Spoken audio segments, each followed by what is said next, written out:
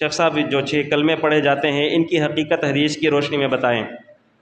ہمارے ہاں معاشرے میں اسکولوں میں اسپیشلی اور دیگر مدارس میں بھی 6 کلمے پڑھائے جاتے ہیں۔ پہلا کلمہ توحید، دوسرا کلمہ شہادت، تیسرا کلمہ تمجید، چوتھا کلمہ توحید، استغفار اور رد کفر۔ یہ 6 مختلف نام بھی دیے گئے ہیں پراپرلی، اور مختلف پراپرلی الفاظ کے ساتھ یہ کلمے بھی پڑھائے جاتے ہیں، یاد کرائے جاتے ہیں۔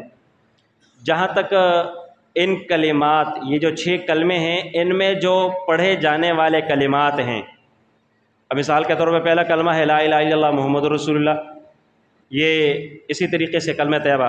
دوسرا کلمہ شہادت اشہد ان لا الہ الا اللہ آخر تک۔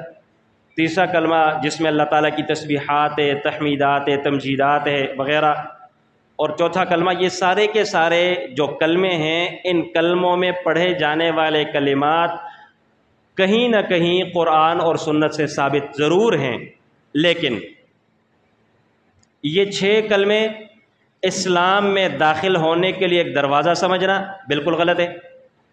جس بندے کو یہ 6 کلمے یاد ہیں وہ بندہ مسلمان ہے، کامل مسلمان ہے، اور جس کو کوئی 1 2 3 4 نہیں یاد، نہیں پڑھ سکتا، وہ بندہ کامل اسلام والا نہیں ہے۔ یہ کنسیپٹ بالکل غلط ہے۔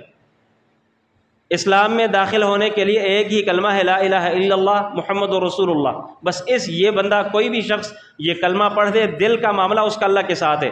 یا جو دوسرے والا کلمہ ہے اشہد ان لا الہ الا اللہ وحدہ لا شریک لہ، یہ کلمہ بھی اسلام کے دائرے میں داخل ہونے کے لیے کافی ہے۔ باقی جو کلمات ہیں سبحان اللہ الحمدللہ ولا الہ الا اللہ واللہ اکبر ولا حول ولا قوت، یہ کلمات قرآن اور سنت کی روشنی میں ہیں تو ٹھیک، لیکن اسلام میں داخل ہونے کے لیے یا کامل مسلمان بننے کے لیے ان کلمات کا یاد کرنا، سمجھانا، پڑھانا یہ غلط ہے۔ لہٰذا اس چیز کو، اس فرق کو سمجھا جائے۔ کلمات، ان کلمات میں پڑھے جانے والے کلمات، ان کے معانی بالکل ٹھیک ہے، اس میں کوئی حرج والی بات نہیں۔ اگر کوئی بندہ پڑھتا ہے تو پڑھ سکتا ہے۔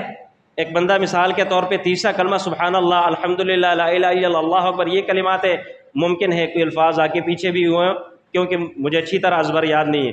اسی طریقے سے جو چوتھا کلمہ ہے لا الہ الا اللہ وحدہ لا شریک لہ، مختلف مقامات میں ان کلمات کی مختلف فضیلتیں بھی آئی ہیں۔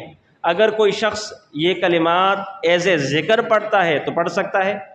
ان کلمات کے معانی بالکل صحیح ہے، مفاہیم ان کے بالکل ٹھیک ہے، لیکن وہی بات ہے کہ جس کو یہ 6 کلمے آتے ہوں، ان کے نام بھی پراپرلی یاد ہوں، وہ کامل مسلمان، اور جس کو یہ 6 کلمے نہیں آتا وہ کامل مسلمان نہیں ہے۔ یہ بات غلط ہے۔